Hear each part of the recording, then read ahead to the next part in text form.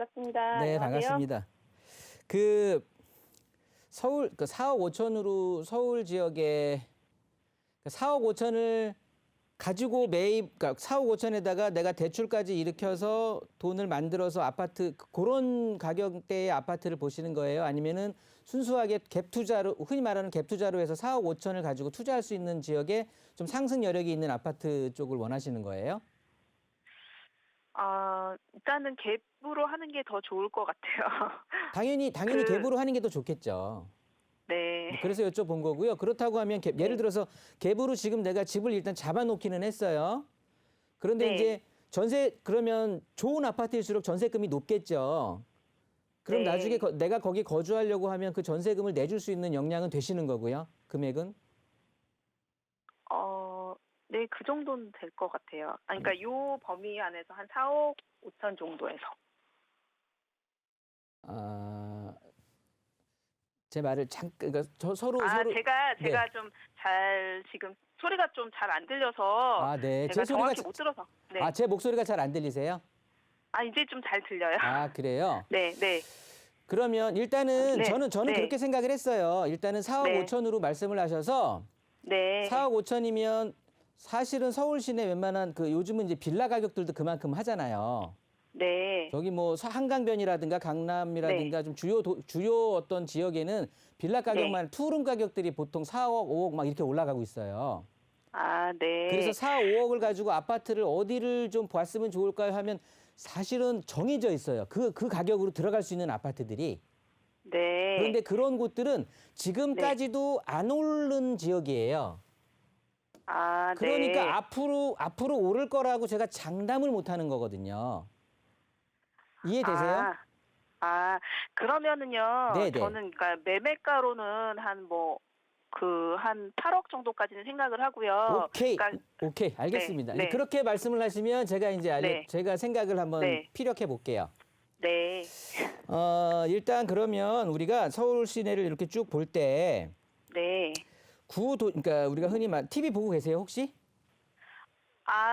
지금 보고 있었는데 제가 유튜브로 시청하다 지금 뭐 유튜브는 장애가 있더라고요. 뭐 유튜브가 되든 뭐가 되든 상관없는데 네, 일단 흔히 우리가 말하는 을지로 그러니까 중구 쪽이 있잖아요. 서울시청 있는 쪽. 네, 네, 이쪽은 이제 구도심이라고 하고 여기 여의도 쪽이 있고 네, 그다음에 강남권역이 있고 제 생각에는 요 아래쪽에 또 판교 쪽이 하나 더 있어요. 네, 이쪽들이 직장들이 많이 생길 곳들이에요. 그러니까 지금도 직장이 생기고 있고 그런데 네. 이 구도심에 새로운 직장들이 많이 생기지는 못해요. 그냥 네, 있는 직장들이 유지가 되는 거지. 그런데 이 네네. 강남권이나 판교권이나 이쪽 여의도권에는 새로운 직장들이 많이 생길 거예요. 끊어주셨는 것 같은데. 아무튼 네네네, 네, 들립니다. 많이 네. 생기실 것 같은데 그렇다고 네. 보면 우리는 좀 괜찮은 곳을 들어가야지. 앞으로 역동적인 데를 들어가게 돼야 되니까 네네. 제 생각에는 그리고 또 금액도 맞아야 되고 해서 이 구도심 쪽을 보시는 것보다는 네. 이쪽 여의도 쪽으로 해서 예. 여의도 근처에 그리고 이제 네. 정부에서 지금 얘기하는 게 중공업 지역을 좀 개발하겠다고 얘기했거든요. 네. 여기 보시면 영등포구에 네. 여기 물레동 쪽이 있어요. 예. 여기 보시면 물레동이라고 해서 이렇게 있는데 네네네. 예, 이쪽이 안양천 쪽으로 이렇게 끼고 있고 이쪽이 보면은 네. 나홀로 아파트들 고만고만한 아파트들 막 서 있지만 전체적으로는 또 아파트 촌이 형성이 돼 있는 거거든요.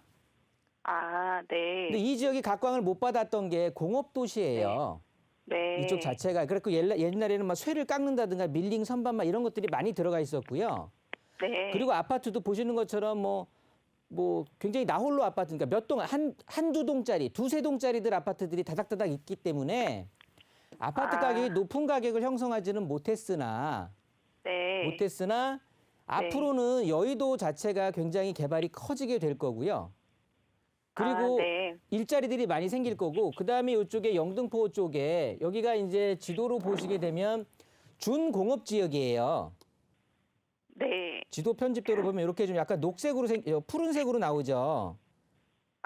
여기 이제 예. 준공업 지역이라고 하는데 서울 시내에서는 영등포 지역이 제일 크거든요. 그래서 네. 이 중공업 지역을 밑에 기본 토지로 갖고 있는 아파트들이에요. 네네. 그러면 기본적으로 얘네들은 원래는 국계법에 의하면 400%의 용적률을 적용을 받아야 되는 거예요. 그런데 서울시 네. 조례가 이걸 막고 있어갖고 250%의 용적률을 갖는 거거든요.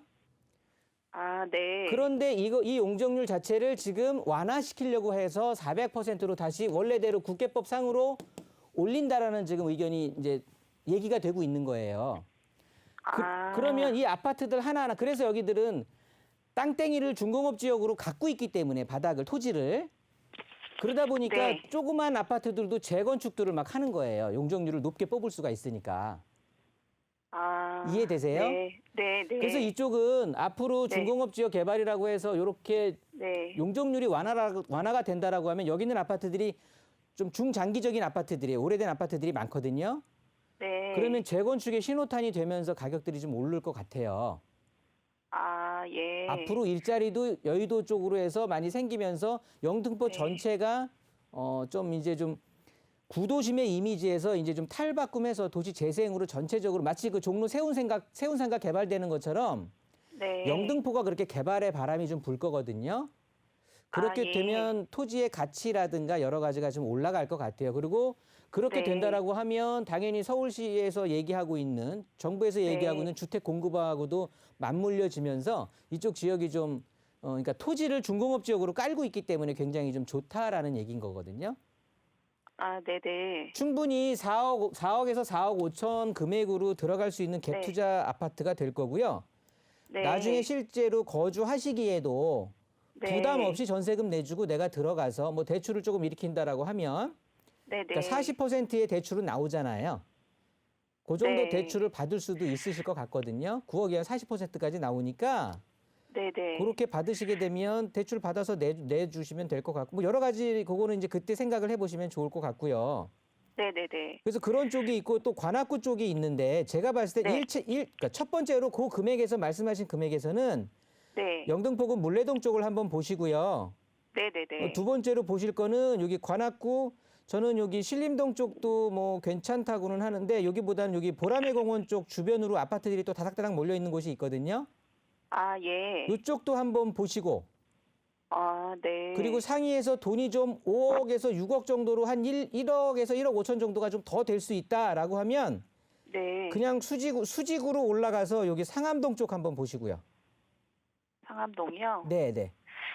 아, 요 세 군데면은 아마 충분히 목적 달성하실 것 같아요. 아, 예. 혹시 그러면 네. 그거보다 조금 네. 더 낮췄을 때 뭐 네, 네. 이런 뭐 중계동이나 상계동 요즘 재건축 얘기 많이 나오잖아요. 네, 네. 그런 쪽은 좀 어떨까요? 저는 재건축이나 재개발에 대해서는 되게 조금 네. 좀 희망 고문으로 생각하는 사람 중에 하나이긴 한데 네. 그래서 제가 지금 말씀드린 이런 주택들은 이 지역들은 안정적으로 올라갈 것 같다라는 생각이 들어서 말씀을 드린 거고요. 아, 네. 그 네. 금액이라고 하면 이런 게 저런 게 난 싫다. 사실은 서울에서 살기도 괜찮은데 주택 가격이 엄청 싼 곳은 네. 여기예요. 신내동이라고 아세요 혹시? 중계동 가기 전에 7호선 타고 아, 예. 저기 들어는 봤어요. 신내동이라고 요 상봉역 뭐 이렇게 있고 한 곳이 네. 있는데요. 네네. 여기가 보시면 여기 있는 아파트들이 보면 굉장히 아파트들 군락으로 이루어져 있으면서 추후에는 네. 요 근처에 망우역에 또 GTX도 생기거든요. 네네네. 이쪽에 있는 아파트들의 가격이 평균 가격이 그렇게 높지는 않아요. 네. 그러니까 이쪽에서 내가 거주용으로 나중에 생각을 해도 괜찮을 것 같고요. 네.